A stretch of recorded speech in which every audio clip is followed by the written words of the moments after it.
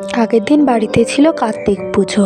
আগের বছরের ফেলে যাওয়া কার্তিকটা কিন্তু আমাদের পুজো করা হয়নি, তাই এবারই আমি পুজো করে নিচ্ছিলাম।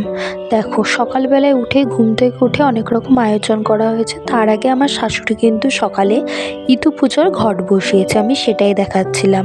ভিডিওটা করছিল আমার ছোটো ননদ, আর এখানে শাশুড়িও রান্না করছে। আমরা এবার প্রথমবারই ইতু পুজোর ঘট বসিয়েছিলাম, আর এখানটায় প্রচুর আয়োজন করা হচ্ছিল। এখানে খই রয়েছে, ঢাপ রয়েছে, ঘট আছে, যেগুলো পুজোতে লাগে। আর ডালার মধ্যে আমি বিভিন্ন রকম সরঞ্জাম রেখেছিলাম।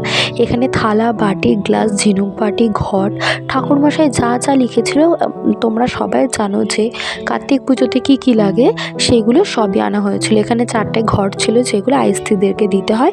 সব রকম আমরা কিন্তু আয়োজন করেছিলাম এখানটায়। সন্ধ্যাবেলায় ঠাকুরমশাই চলে এসেছিল, তিনি কিন্তু পুজো করতে বসে পড়েছে।